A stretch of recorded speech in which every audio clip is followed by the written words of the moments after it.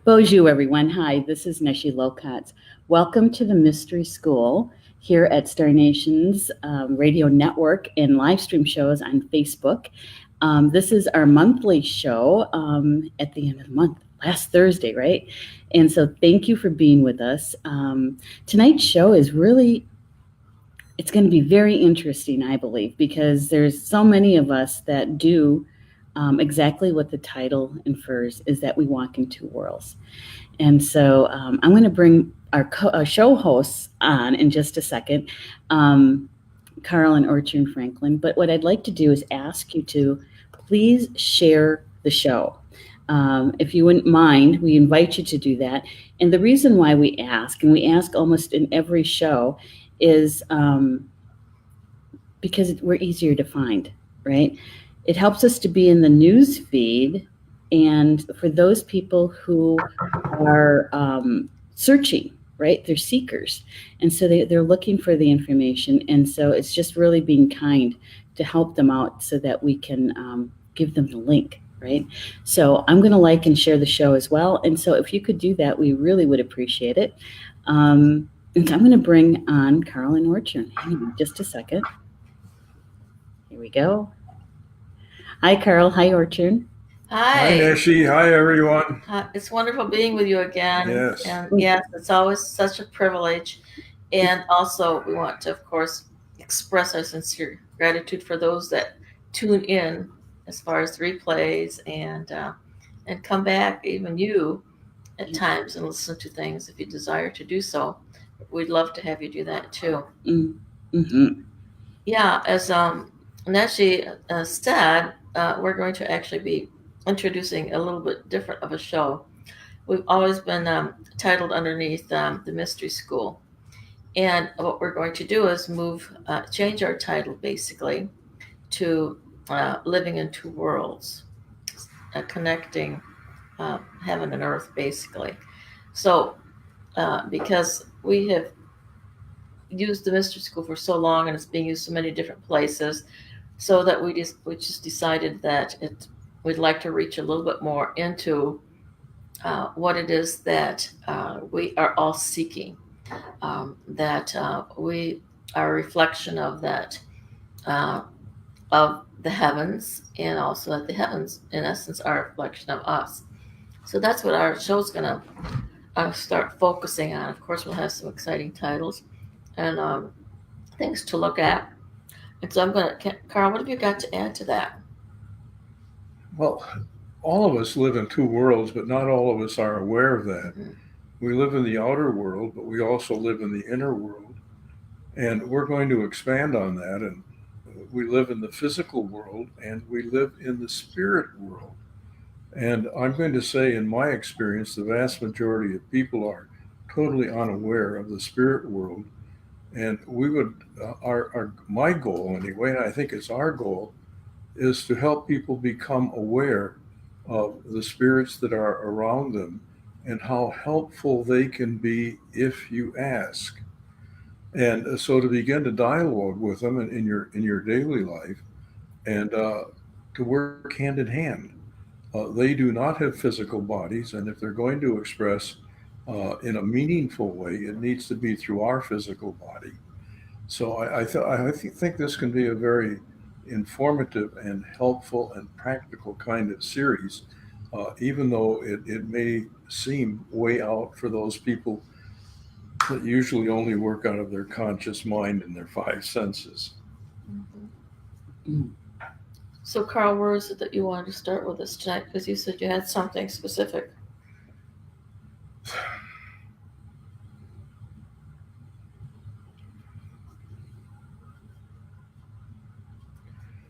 I would like to start with talking about what we call our spirit family. Over the last 25 years, I've done live script readings for um, a large number of people, probably, I don't know, 3,000 or so. And one of the questions we ask is, who from the spirit realm is working with you? And now these are all light workers, and they have between 25 and 30 spirit beings that are working with them. And in fact, these spirit beings were working with them prior to birth.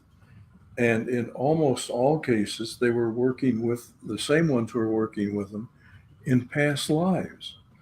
So they know us better than we know ourselves because we don't remember ourselves in our past lives. And they helped us plan this lifetime. And their job, their primary job, is to keep us on script.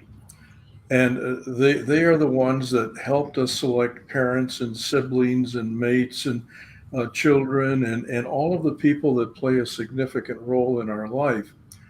And we, two parts to it. Uh, what are we here to learn? And what service are we here to give? And they will open the doors, giving us the opportunity to learn what we said we wanted to learn and or give the service we said we wanted to give. And our job is to be tuned in and to be aware and to take advantage of the opportunities that they bring to us. And many of those opportunities will present themselves as challenges. All right, because we're to learn something, and we don't often learn a whole lot unless we're challenged. And it's not always the most pleasant way to learn, but probably the most effective way. Mm. So, to be aware of your spirit family and to communicate with them daily in your meditation, and even tune into them while you're driving, and ask them to protect you and your vehicle. All right. And if you're undertaking a project, ask them for guidance and direction. And if you need energy, ask them for that, whatever you need. And if you happen to be a person that prays, it is your spirit family that answers your prayers. Okay? So they love you unconditionally. They want to help you in any way that they possibly can, but they are restricted by the law of non-interference. They can't help unless you ask. Mm-hmm. You have to ask.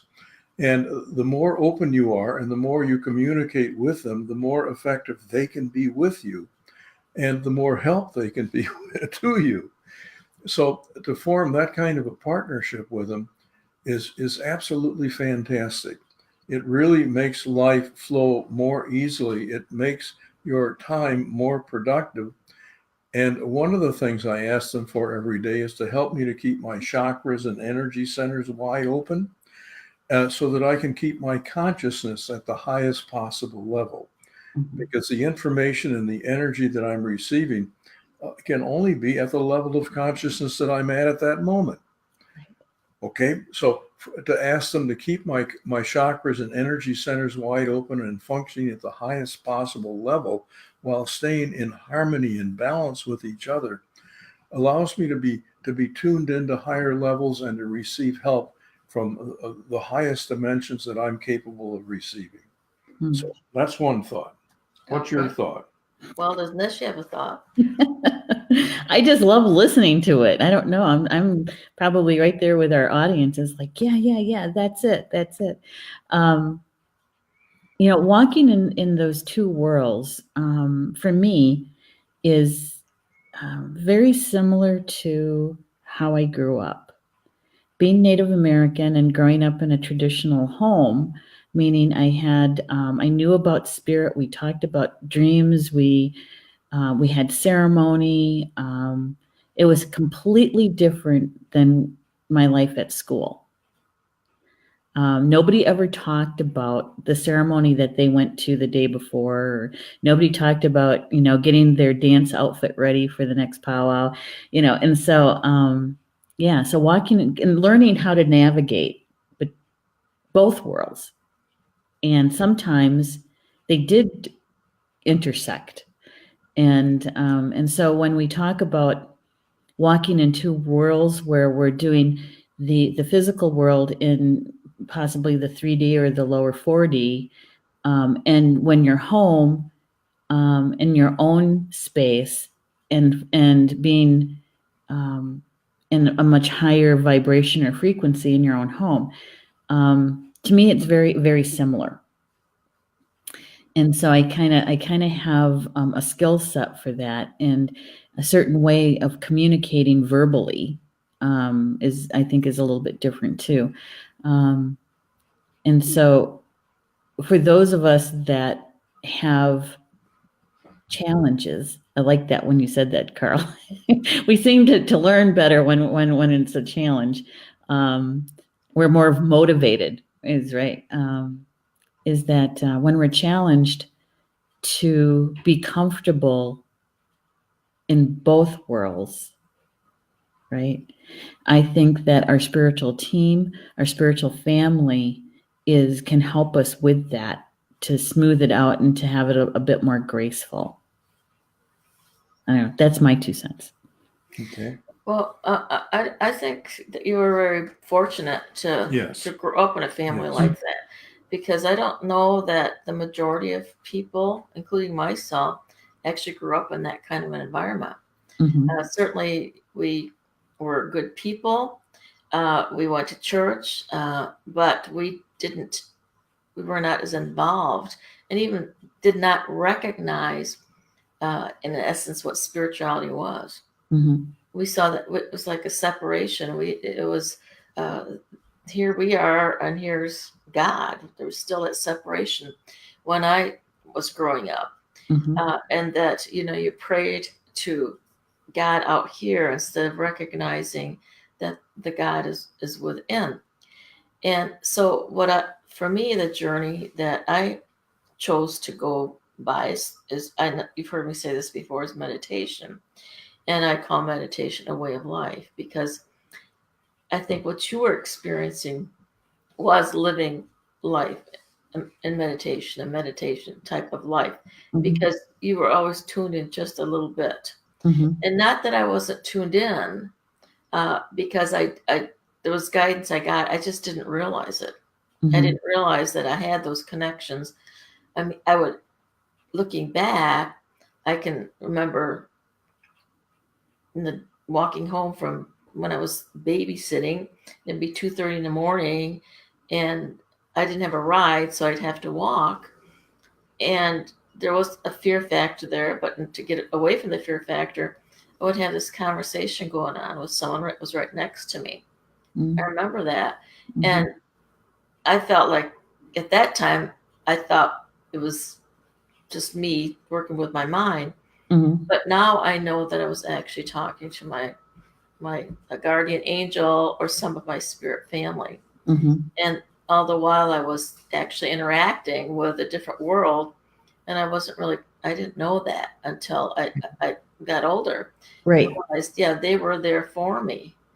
So, and many of us probably had intuition when we were younger, and even, psychic abilities or intuition, but we didn't realize it, because for one thing, if you had something like that, at least for me, was if I knew something about this and that wasn't the norm, I assumed everybody did, and they didn't, and that was very surprising to me. Right. Because I thought, why would I know something like that? Why wouldn't they know it? But it's because I was actually tapping into different levels of consciousness.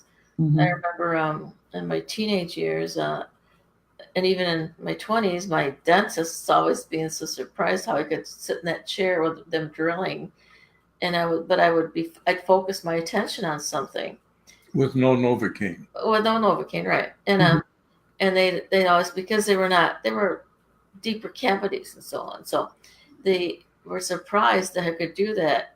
And for me, I just did it.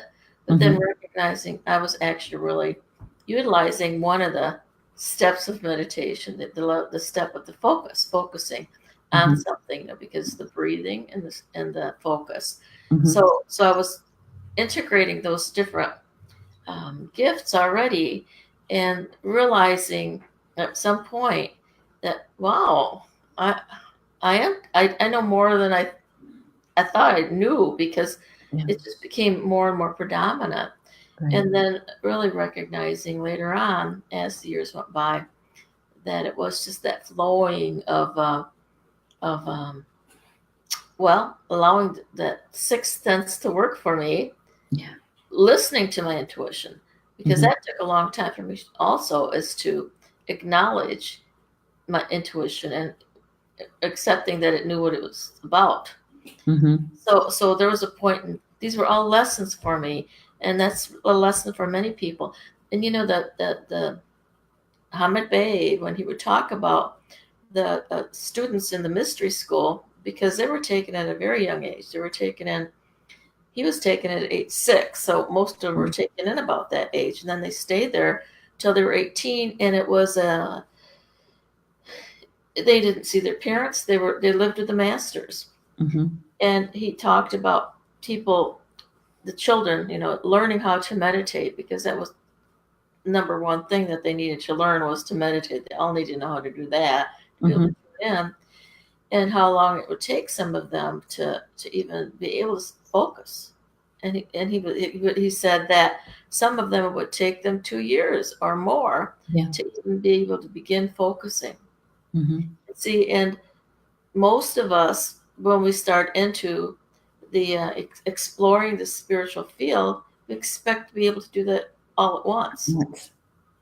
And so when you do go into meditation, or you attend a meditation class, and you're not seeing what you want to see or hearing what you hear, you're thinking, this doesn't work. But it's not that it's not working, it's that there's a part of it is still blocking it. Mhm. And so Mhm. to learn how to get beyond that blocking, that get and recognize that it is there, and trusting, and I always say trusting is one of the greatest, most important things that we need on our spiritual path, because it's very easy to get sidetracked and Yeah. think things aren't working for us. Mm. I just wanted to say hello to a few people here that are saying hello to all of us. So Julie Shumway Hill is here. She's saying hello to Hi, everybody. Hi, Julie. Julie. And also we have Emil Oh, and Hi, Sarah. Emma. Okay. and Sarah. Yeah. Hi. Yeah, and Sarah's saying hi too. He's Yes. giving you some smiles. Oops. And Mark Nevels is also here. Hi, Mark. And also, oops. And Tina's here as well. Hello, Tina. Yeah, Hi, nice Tina. having you here with us again. Yeah. And Mark is saying, so true for me as well. Always had them with me. Wasn't fully aware until much later. Unfortunately, we are taught different. So happy to send this now. No reason for anyone to be in self-doubt. Yes. Yes. Yes. Mark, you're right on. Mhm. Yes, definitely are right on. Yeah. And Karen is also here. Karen Phillips. She says, hello, everyone. Hi, Hi, Karen. Karen. It's good to see you again. Yeah, it's good to have you here. Yeah. Orchard, when you were sharing, I was thinking about probably at least one generation or even two from me, older. In many families, Native American families, both east and west of the Mississippi, when a child showed that they had an aptitude for spirit connection, and they maybe were having dreams, or maybe they were clairvoyant and they could see spirit, what they would do is they would end up living with usually their grandparents, and then they would begin their training, right? And some of that, of course, they didn't call it meditation, but it was about going into the silence, Right. right? And many of those holy people, because they became the shamans, or I don't like using that word, the holy people for their clan or their nation. Okay? As adults, as they became young adults, even. And so many times, even their language, English was not their first language.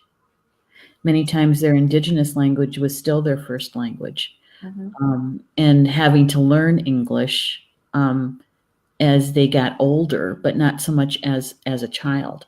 And I was thinking that it's very similar to what you were talking about, and even with keeping the language, the indigenous language, we now know that many of those indigenous languages are light language, right? Yes. And yeah, and so it's very interesting how we're coming full circle. Yeah. And it's being acknowledged, it's being recognized more now, where there was such a time that it was all just well, I don't know, my husband did something here, I don't know where. Let's just do that. Okay.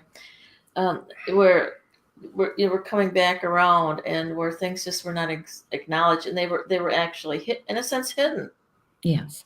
Just as the truths were hidden, the Atlanteans brought, to, I'm going to say, to Egypt, because that's what I talk about quite frequently. And it was there to be expressed and explored and learned, all their teachings and traditions, but then it was hidden. But sometimes there is a purpose for it to be hidden, because there is that path of possibly those gifts being abused. Right. But with your tradition, with the indigenous tradition, that was taken away. It was automatically taken away, because at that one time in history with you, your children, they were children at the time, but the parents, they were taken away, and they were forced, to learn the English language, and to forget the ancient language. Yeah. So that's a very different thing. We were talking about it being their second language, English being the second language. Well, of course, that was my second language too. My first language is German. So I had to transition to that also. Yes. And it's very interesting that even the way that languages are spoken, and the vibratory frequency that languages bring forth, I think that's very, very interesting. Where, like you said, your people's language was a light language, right? Yeah. And I don't know that I think of the Germanic as being a light language, actually, but it was still further back than our language today. Right. Right. I think we'd have to go back many, many generations in the Germanic language to possibly before it was a written language. Right. Because many of the indigenous languages were not a written language; they were a verbal language, and or in symbol. Oh, for sure, for sure. And many of the languages prior to a written language were very. When you listen to a fluent native speaker, their cadence and the speech almost sound musical or lyrical. Yes. Because there's a certain cadence to it, Right. And so I know that there's a renaissance, if you will, for learning your own indigenous language these days, and which is good. I only know smatterings of it. I have to tell our audience, just before the show, we were chatting, and I was saying what a beautiful sunset it was, because it was cloud cover, and it's. But see, if I move a little bit, this is what you're going to get. Oh, wow. What's the difference? Yeah. So, but it'll set in a few minutes, and so then. Neshi, if I can, I'd like to talk a little bit more about our spirit family. Yeah. Who is our spirit family? What's it made up of?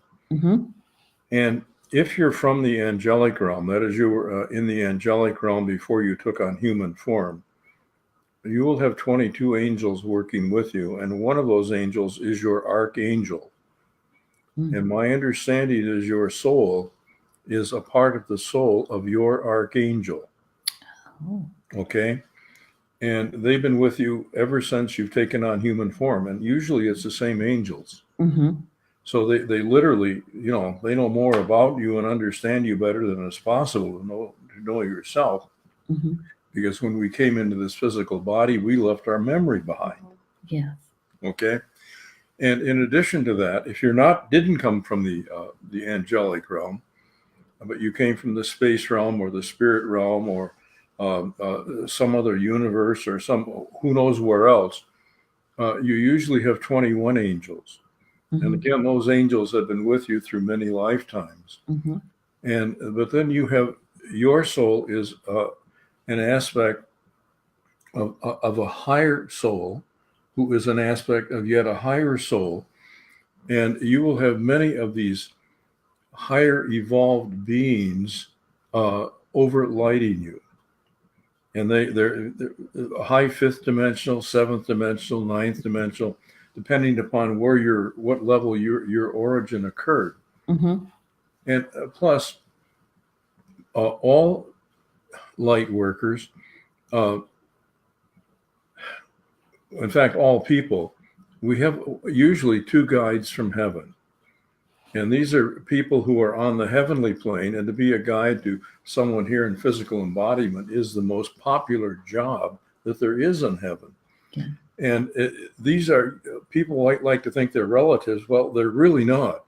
Mm-hmm. But they're people who want to do this and are usually a couple of steps ahead of you in consciousness Mm-hmm. in order to qualify. Right. And because the Earth is a school and we can grow so much faster, when we catch up to them, they will leave. There'll be maybe 6 weeks or so before another one comes who will be 2 steps ahead of where you are at that point. Mm-hmm. Okay. Mm-hmm. So the guides have not been with us for lifetimes or a lifetime even. Right. And then the light workers will also have, when they reach a certain level of consciousness, they are enrolled in a master's school. And a master teacher is someone who has completed and learned all of the lessons that the Earth School has to teach. Mm-hmm. And you'll be going to that school during some of your sleep time. And as you continue your growth, you may be enrolled into yet a more advanced school. So you can be going to 2 schools. Wow.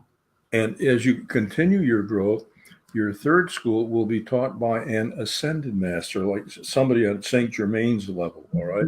Mm-hmm. And so you can spend a good portion of your sleep time literally going to school. When you wake up, you won't remember that. Right. But they are working not only with your mind, but they're also helping to make adjustments to your body to help you adjust to the increasing frequencies that literally you are creating by raising your consciousness. Yeah. And then, of course, the increasing frequencies of the environment also. So that's when I say we have 25 to 30 people in our spirit family, that's who those beings actually are. Mm-hmm. Mm-hmm. And the best way to communicate with them is in meditation. The primary language of the subconscious is visualization. And for you to make contact with them and visualize, send them a picture, a mental picture of what it is you want, Mm-hmm. whether it's something personally or for someone else or for your community. And send that image a lot of love Mm-hmm. and a lot of gratitude, and ask them to help bring this into reality. Mm-hmm. And then that's when they start opening the doors and opportunities appear and things like that. Right. And you need to be sensitive so that you don't miss their answers. Yeah, because sometimes they could be so subtle that they go by and you know. Right. Or you think, did I just see that? Well, the answer never comes in the way you expect it to come. They're just so doggone creative. Yes. Yeah, that's so true. They defy our logic. Yeah. Well, Carl, how do we know, or how do we find out if we're from the angelic realm or from a star, maybe? how does somebody find that out? Well, there are a couple of ways. That's part of what I do as a life script reading. All right. Mm-hmm. Or if you want to try it yourself, and I would suggest trying it yourself first, that's free. All right. Go into a meditative state and talk to your spirit family and ask. Mm-hmm. Mm-hmm. Do you want to tell them what the meditative state is? Well, I guess I assume that they're all advanced enough that they would know, but why don't you tell them that, honey? No, That's your field. It is? I don't know about that. But the thing is that sometimes we don't recognize and realize that we're even in the meditative state. Mm-hmm. And we always tell our students that meditate as you're going to sleep at night and meditate as you're waking up. Because as you are falling asleep, you're drifting into that space where there's the brainwave pattern of, what is it, 17%, 17 per second? No, it's as you go to sleep, you have to slow your mind and relax your muscles. Right. Mm-hmm. And when you hit 13 brain waves per second, you enter the alpha state. And what that means is the subconscious has begun to surface. Mm-hmm. But the conscious mind does not kick off until you hit 7 brain waves per second. Mm-hmm. So between 8 and 13 brain waves per second, you're operating out of up to 100% of your mind. It's called the alpha state. Mm-hmm. And that is the best state in which to communicate with your spirit family. Right. And that's what's called the meditative state, is that. So as he said, though, it's brainwaves 7 to 13, right? 8 to 13. 8 to 13, okay. And so when we are walking through the day, if we relax ourselves, we start to allow our brain to relax, and we can start hitting that top brainwave level.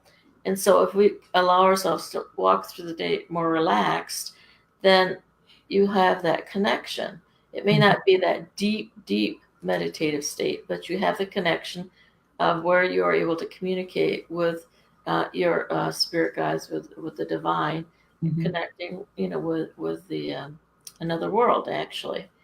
So that's why, as you're waking up, we recommend that, doing that, because it's an automatic. You're going to be going through that state during mm-hmm. that time, and as you are going to sleep at night, because you go through that level, you're going to be going into the sleep level, and then you're going to be coming out of it, just the opposite of one from the other. But you'll be going through that alpha state, that state where you can communicate with the higher aspects yet, because there's the conscious, there's the subconscious, and there's superconscious. The superconscious is where you're connecting with, I'm going to say, the soul. Mm. So there are all those different levels that you can communicate with.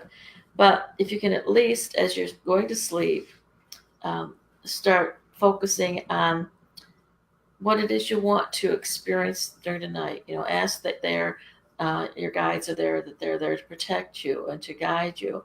Mm-hmm. And then if you have some issues that you might be dealing with through the day, that's the time to ask that I would like to resolve this issue. And the guidance then comes to you as to the ways to resolve those. And you may have dreams about it, which you never even remember, because your consciousness is actually being worked on, and it's being realigned so that you can work through that, so that the next day it can be totally resolved. It mm-hmm. may take longer depending on how deep maybe a wound is, or so on, or a hurt is, but that's the beginning.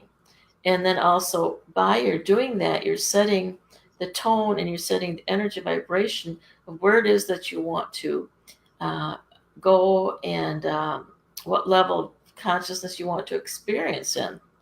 And so you're not going to be floundering through the whole night, because mm-hmm. if you don't align yourself in a manner similar to this, you're going to go all over the place, and you could go into places that are not really suited for you anymore. But and go into maybe some darker, and have some nightmares, things of that sort. But if you ask that you be aligned and that your divine ones be with you, they will then assist you in getting to the place you're supposed to be.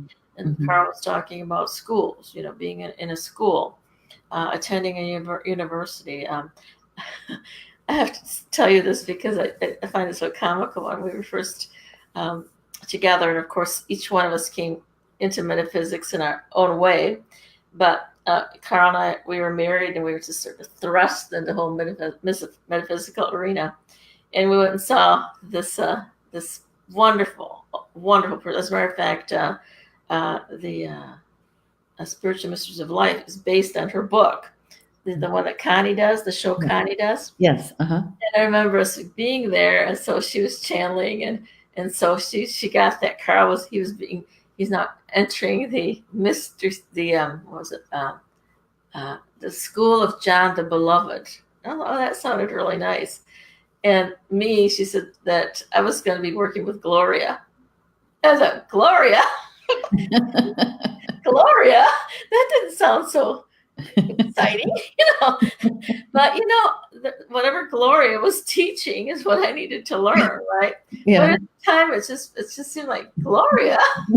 It was a very unusual answer to get from me, at that time. But now I realize that the ones that are meant to come to assist you at certain times are going to be, who knows, Gloria's maybe, or it could be anyone, right? Right. That has experience in what it is that you need to experience and to learn and to grow through. But I just found that really, I thought, wow, Gloria? Who the heck is Gloria? So that was really comical, I thought. So those are the kinds of things you may experience as you're starting into this whole arena. But the thing is that you come to the trust because you see results, you see things occurring, you see things changing for you in your life. Yeah. So then you trust a little more all the time.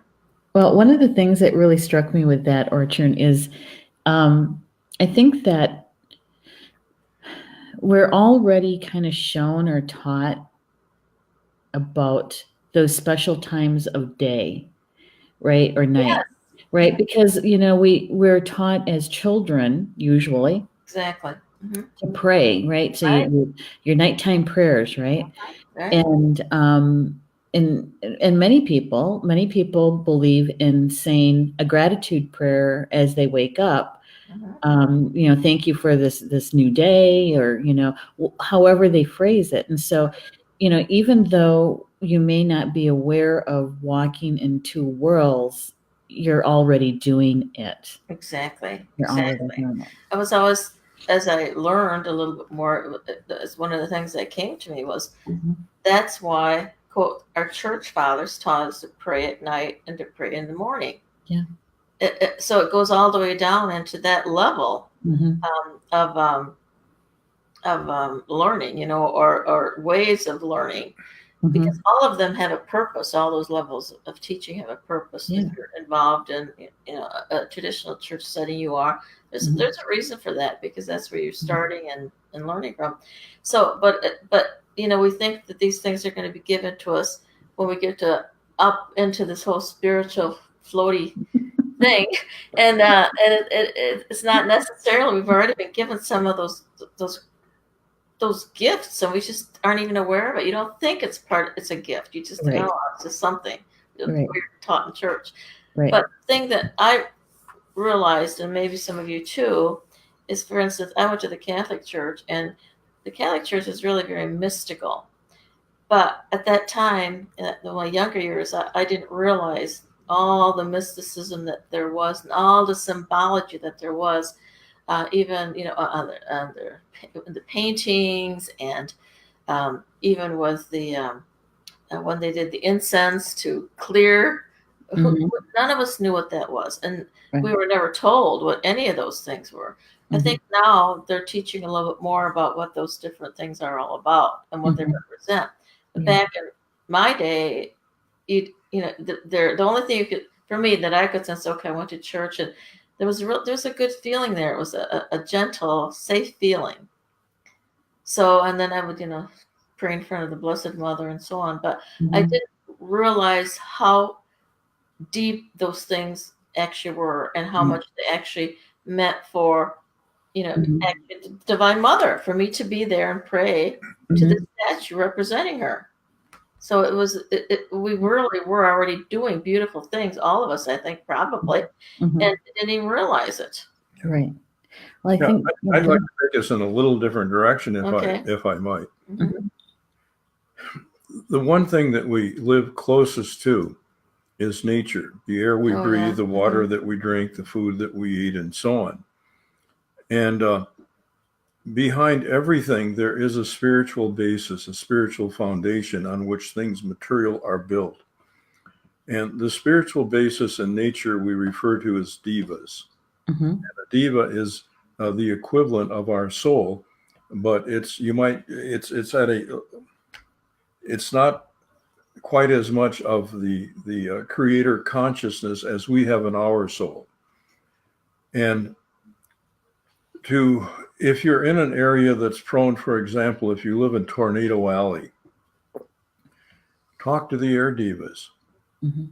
If you live in a drought area, talk to the water divas, and ask them for what it is that you need.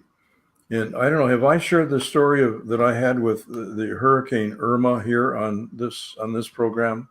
I don't believe so. Okay, 2017, Irma, a 400-mile radius hurricane, had devastated the Caribbean and the tip of Cuba and was headed to Florida.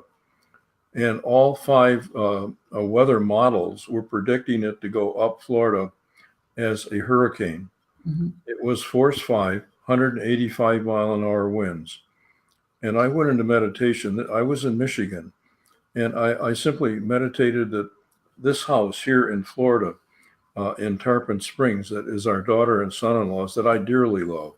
They let us use it 4 months out of the year. All right. And I asked that it be protected. And my spirit family said, "You're asking for the wrong thing." Oh, what should I be asking for? Focus on the hurricane. So I did. Mhm. And I'm instantly, I'm out of my body. I may be 50 miles above the hurricane. Mhm. I'm looking down at this mass of counter rotating dark clouds, and dancing on top of the clouds, there had to be, I don't know, 200, 400 dark lords. And these are the people that control the lowest level of the astral plane. And anyway, they thrive on fear. Mm. And there were millions of people. The highways were jammed with people trying to get out of Florida to escape that. And there are millions of people around the world praying. And what I ask is, I don't deal with dark lords. They're too nasty. They're too powerful.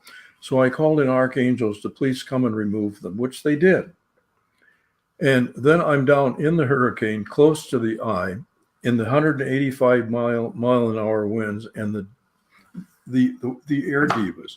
Oh my God, you would think they were at Disneyland. They were just so hyped up, so excited. This was probably one of the most exciting things that had ever happened to them in their life. And they were just really, wound up tight, just so excited. And I said, "You guys are really having a ball, aren't you?" Yeah. And I said, "Do you realize that when you get over the land in an hour, you're going to be killing trees and tearing down, blowing down people's houses and injuring people?" And I could see them. They just know they hadn't thought about that. And they kind of hung their head in shame. And I said, "I know that you have work to do, because storms churn up the waters and help oxygenate the water for all of the aquatic animals. And also they're a cleansing force on the earth. They knock down the dead trees, all right?" And I said, "Can you do what you need to do, but do it more gently?" And they looked at each other and they nodded their head. Now, this was 1 hour off of Naples, making landfall in Naples. The winds were at 185 miles an hour. When it went aground in Florida, It was down to a force 4, 135-mile-an-hour winds. Mhm. As it moved up the peninsula of Florida, by the time it got to Tampa and St. Pete, which is about halfway, it was down to a tropical storm. Oh. Okay? Mhm. And what happened was, or what I learned from this is, if there's something that you want from the spirit realm, you go to the one that can give you what you want. Mm. Mhm. It was the air divas that were creating the problem. So they're the ones that you need to talk to. Mhm. And the other thing that I learned is, it takes somebody on the earth in physical embodiment to make the request. If it's going to, you're making a request for that affects the earth. Mhm. So what I felt I became was a conduit Oh, yeah. for the millions of people that were praying. All of this energy was focused now to the divas of the storm, and they have that energy to slow things down. Mhm. So we have, working with the spirit realm, there's unlimited potential. Right. If we're working with anything in the physical realm and we're working with the divas, they have a great desire to please us. Mhm. And ask. Okay? Yeah. Yeah. And it reminds me, I mean, hey, Jesus was able to quiet the wind and still the waves. And he said, everything that I do, you can do, and even greater. Yeah. Yeah. Yeah. So I know that that's true. Yes. Thank you for sharing that, Carl. It's a really good example of being able to walk in both worlds. Yes. Right. We have a couple of comments that we should probably get to. Tina says that she says, my first spiritual experience was when I was young. Kids weren't allowed at wakes. But out of curiosity, I seen an uncle in his casket, and he had a lot of white crosses on his body, when in reality, he never had them. And another is always feeling paralyzed and having my mom sleep by me. That's what I remember when young. Huh, interesting. Yeah. Yeah. Huh. Wow. Yeah. I wanted to mention just a little bit something with him talking about the divas. I've been working on my article for Star Nations magazine, and I've been focusing on the divine feminine energies. And I came across, and we always talk about divas. Yeah. And according to Greek mythology, the divas were the male energy, and the divae were the female energy. Oh, really? Yeah. So I thought that was really interesting, because sometimes there is that need also to call in the feminine aspect, and not, because up to this point, really, we've only been calling in the divas. We're just calling in like more the pan energy, I'm going to say, if it's the spirit realm. Yeah. And so to balance it out, it might be good to recognize that, to get that balance. I wasn't aware of that, honey. Thank you. It's one of the things I've seen it before, but I didn't really grasp it, but I just came across it again. So that reminded me of it. Yeah. Well, thanks for sharing that. Yeah. Because, I think because of how it's spelled, that we assume that it's female. Because of the A. Because of the A. Very often, that's right, because in many languages, in the Romance languages, the A is feminine. Not necessarily in the other languages. That's correct. That's correct. Now, Mark has something to say here too. He says, "Wow, had those meanings been exposed yet?" He's talking about how Carl explained what who's on our spiritual teams or spiritual families. That's amazing. Don't need to know details. That's an awesome message for you. Yeah. Yeah, I don't mess with the names. I address them as a group in my spirit family. Yeah, and both of us really don't really feel it's necessary that we have to know the names. We feel that if you call upon the ones you need that are related with whatever it is you're desiring to have an answer on, they're going to be sent the ones that are the appropriate ones that are going to be assisting you. Yeah, and I think that's the important. That's why it's important to call in your entire team, Right. and not just the usual your go-tos, right? But your entire team. Right. Yeah. And then the other thing is, then if your entire team doesn't have someone that actually can work with that particular request, they will then get a consultant, right? They'll get subcontract. Right. Yes. So they'll get someone to come in there that actually is the one that is supposed to be assisting you with that. Well, Mark has another statement here. He says, lesson is, ? We already do this, but this time we should be more aware to us. Brings balance to both worlds. Would that be a good way to explain it? Yes. Balance is an excellent way to explain it. Right. Yeah. And I really find that living in two worlds, you can create something that is greater than either world can be individually. Yeah. Well, certainly your perspective changes, when you are focusing on that spiritual level of awareness, consciousness. The more that you do that, the challenges that you may have in your life, and you mentioned that earlier in the show, is all of a sudden, well, it's part of it. It's just part of it, because it is. And you're able to bring yourself into a space where you're more the outsider looking in and watching this whole thing unfold.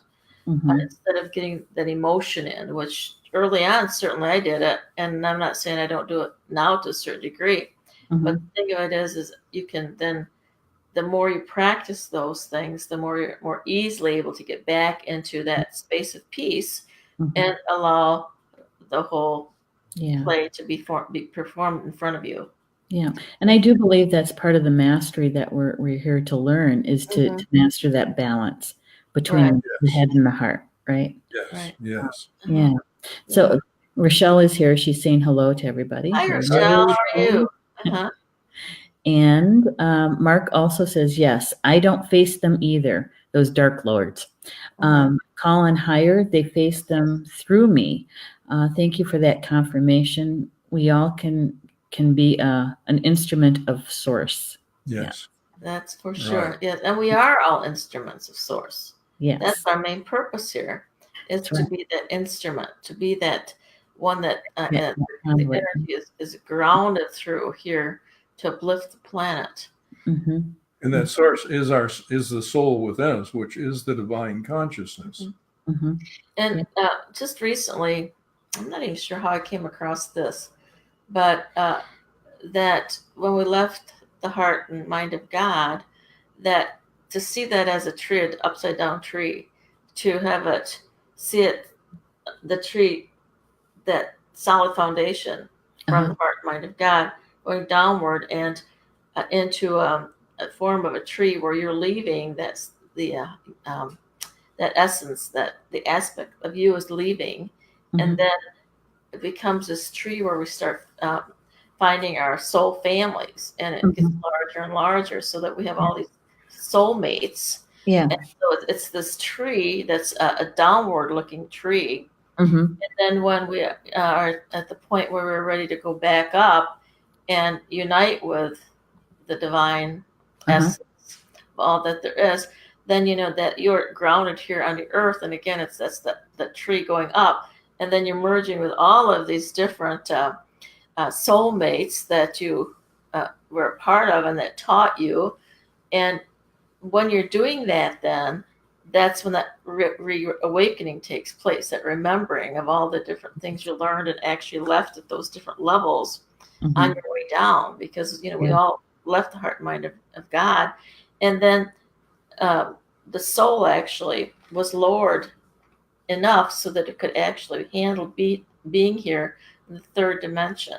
So that we can still, because that's our connection to all of this to the divine center, and that soul knows everything about us. I mean, it knows everything we've ever learned. It knows every pain we've ever had. It knows everything that we've every happiness we had, every bit of growth, that we've had. It's all there. And so, but tuning in, as Carl talks about, to that aspect of our soul, that's how we are connected and are able to link more easily to that higher world. I mean, I don't know if I should call it higher, to the spiritual world, so we can walk in that the earth plane, but also in the heavens. Right. Well, we're almost at the top of the hour. Can you believe that? It went by so quickly. I just wanted to say again that starting next month, we will begin the new series, a new show called Living in Two Worlds, and it's going to be on the last Thursday of every month at 8 p.m. Eastern Time. And so expect to see some information, promotions, and that sort of thing to remind you. And we're grateful. We're grateful for everything that the Mystery School show brought to Star Nations from the very beginning, practically, right? 2013. Right. Yeah. And so we learned a lot through the Mystery School. You guys brought a lot of good information to help people along their way. And now in the new show, we're going to be, there's a lot of topics in this one. There's a lot to discuss and to share. Right. Yeah. And also, well, because I always did the Mystery School and he did the Ascension. So there were two shows going on way back in 2013. That's true. That's very true. And then eventually we became merged as one. Yes. Time commitments. And so we started with the Mystery School title. So, but yeah, there's so much when you think about the two worlds, that pyramid, the masculine energy of the planet, the pyramid going up, and the feminine energy of the pyramid coming down, together. So that's that connection of by doing that, walking in that space, yes, those energies from both ends, And I can't wait. We have so many different topics that we're going to be bringing to our audience, and literally because we're doing it. We've done it for a really long time, is walking in those two worlds, and so to be able to share that experience and answer questions, right? And answer questions. So.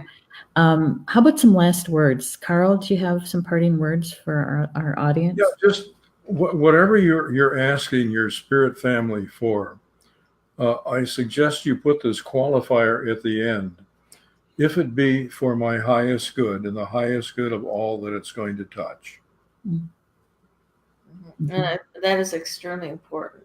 Yeah. Because at the beginning, very often you might want to create something and think this is the way it is and just state it.